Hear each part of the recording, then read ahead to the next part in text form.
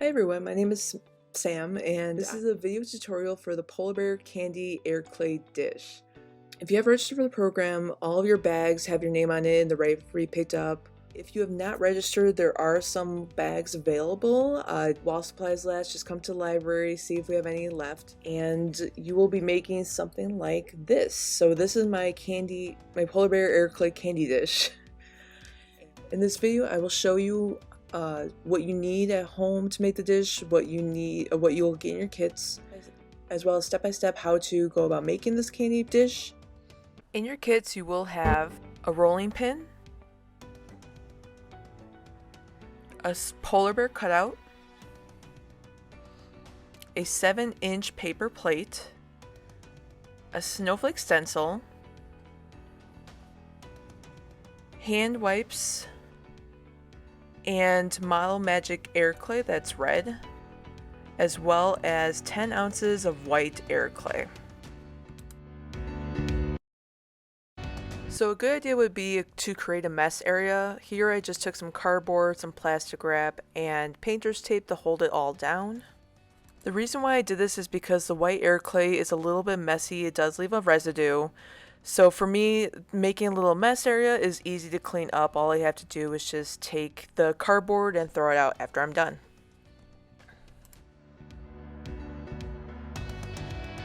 For those of you at home who do not have a kit but want to try this out, this is the one that we're using for the plate itself.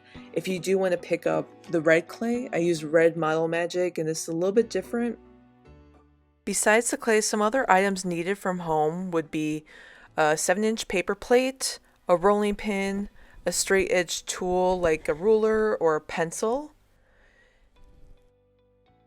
So the first thing I'm doing, I am kneading the air clay, getting out air bubbles and just trying to get it a little bit flatter.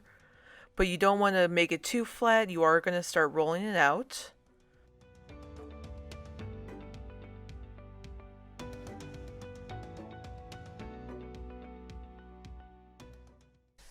Using the rolling pin, I just started rolling out the clay. I'm using light pressure. I'm not pressing too hard because I don't want it to be uneven.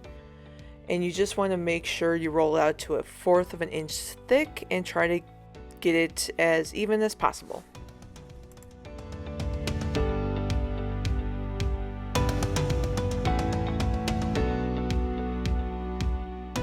My clay was running thin on the edges, so I folded them inside and rolled them out again. And you want to flip and make sure both sides have an even surface and then enough thickness to fit your cutout on.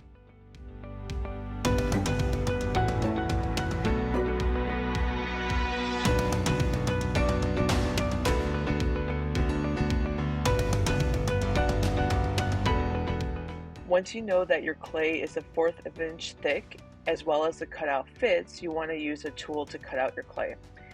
Here I'm using a pencil, which is not the best option. I would find something with a straighter edge, whether it be a butter knife, a ruler, anything that you could make sure that the edges come out clean and straight.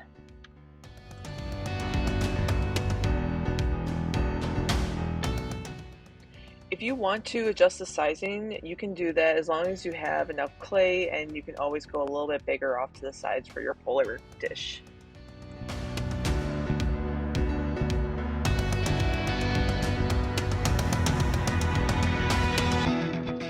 Once your cutout is complete, start smoothing out the edges to make sure they're all straight.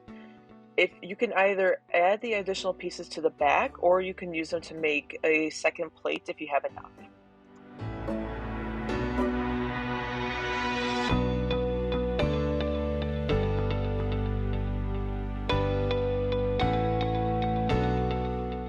Here I'm using water and my finger to smooth out the rest of the clay. I'm making sure that all the edges are smooth, as well as all the clay is put together and as even as best as I can get it.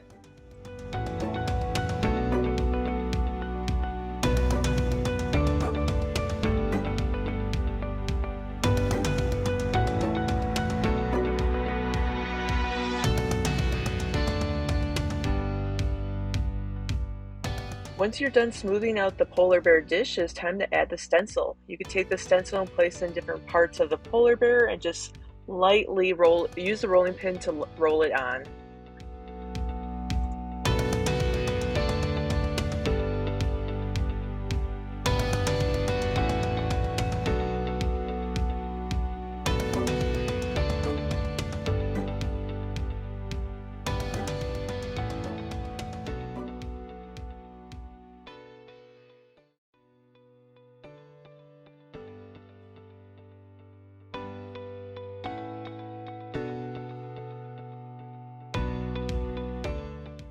Now you want to place your polar bear on the dish and try your best to make sure that the body is pushed down to the bottom of the dish while the legs and the head are tilted up a little bit. This is going to give your polar bear candy dish a little bit of a curve.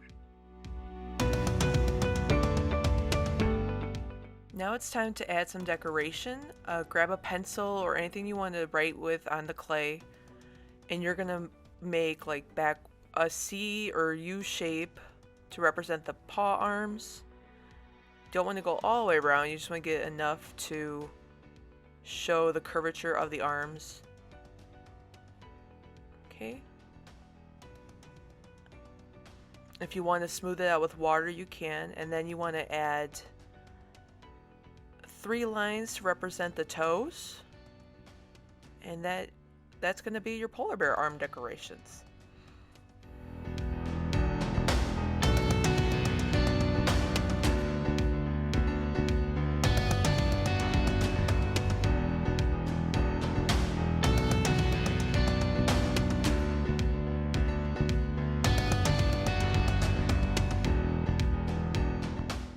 So the model red air clay is completely optional if you want to use it. I gave it to you in your kits.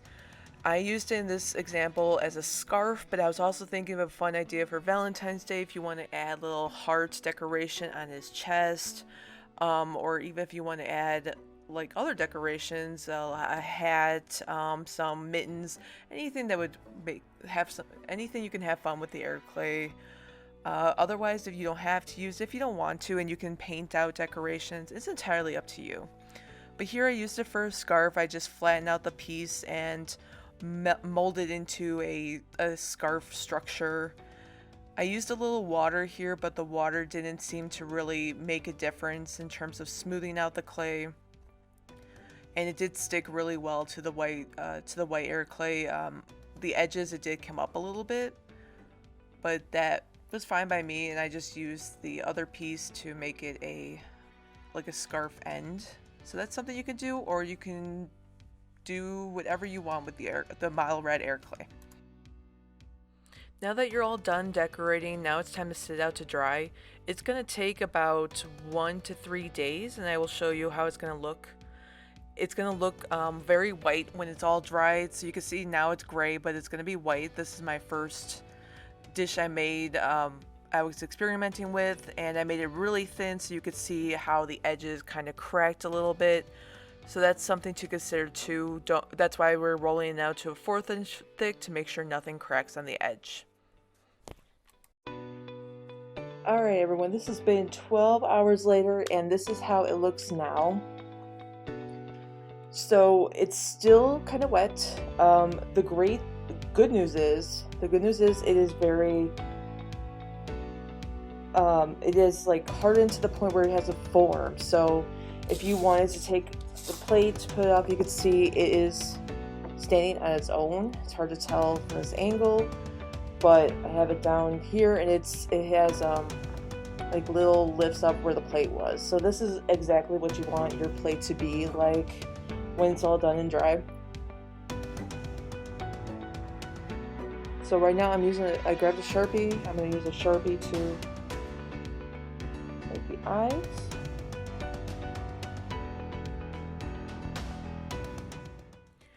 I drew on little side slits like the outline for the eyes, as well as a little upside down triangle for the nose.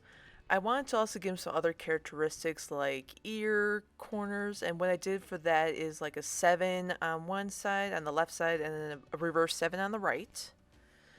And then of course I wanted to give the scarf some decoration, So I took the Sharpie as well and I just outlined some of the pieces of the clay so it didn't look obvious that it was a piece thrown on there, as you can see. And then I made some lines for the bottom.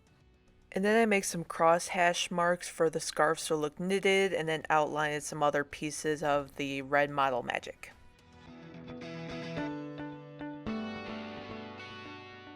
Now it still needs to be dry before I can do anything else to it, so I'm going to put it in a dry, warm location for a few more hours.